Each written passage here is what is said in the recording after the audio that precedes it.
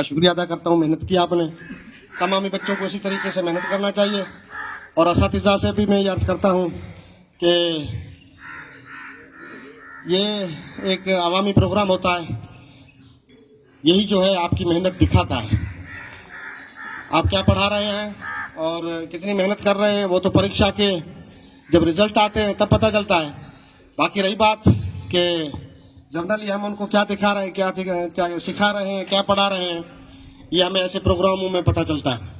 और आवाम में ख़ास जो शोहरत होती है वो ऐसे प्रोग्रामों की ही होती है कि उसमें अगर हमारे बच्चे अच्छे नमूने से बोल पाते हैं, अच्छे नमूने से कोई गीत कविता गज़ल वगैरह पढ़ सकते हैं, तो जो है अवाम में उसकी पजीराई होती है।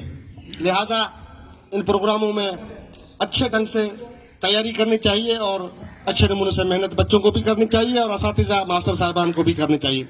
मैं आज एक शिकायत करूंगा कि भाषणों में, कविताओं में, गीतों में बेहिसाब लफ्ज़ उर्दू के, लगभग 70-60% लफ्ज़ उर्दू के आते हैं। उर्दू एक ऐसी ज़बान है जिसका अगर तलफ़्फ़ुज़ सही नहीं होगा तो एकदम अटपटा सा लगेगा।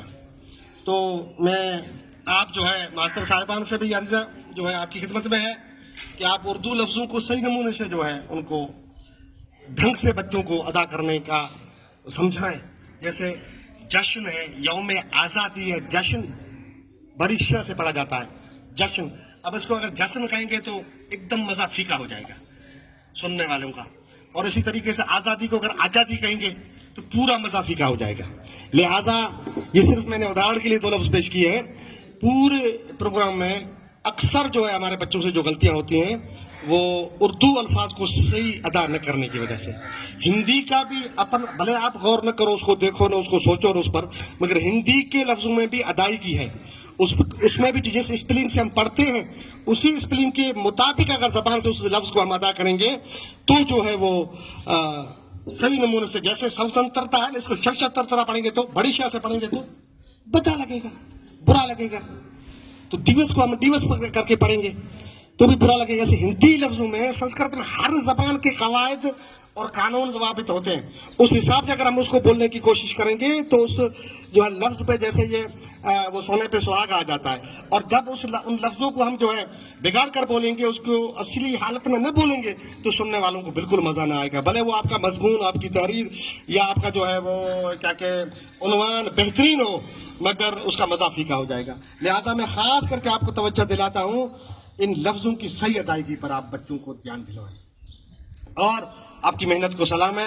आज के इस दिन में मैं तमाम गाँव वासियों को और अहले मदरसा को और तमाम सुनने वालों को इस जो है यौम आज़ादी की दिल की अथाह गहराइयों से मुबारकबाद पेश करता हूँ। और जो हमने नारा दिया इसको और बुलंद करो, इस नारे को फैलाओ कि आधी रोटी खाओ बच्चों को पढ़ाओ। भाई साहब जो बोल रहे थे वो हकीकत में नारा बुजुर्गान माहिरा मुत्तहिरा का है, जहाँ से हम जो है अकीदत के हिसाब से वाबस्ता है, तो वो नारा हमारा ही है। उसको हमारा नारा कहें तो भी कोई बेजा नहीं है, हमारा खुद का नारा है वो कि आधी रोटी खाओ बच्चों को पढ़ाओ। इसको इस तरह कहें, या आधी रोटी खाएंगे बच्चों को पढ़ाएंगे, ये आज़म है, इस तरह कहें। और वो जो है एक इरादा है। लिहाजा इरादा और आज़म क्या होता है ये बाद में कभी समझाऊंगा इंशाअल्लाह।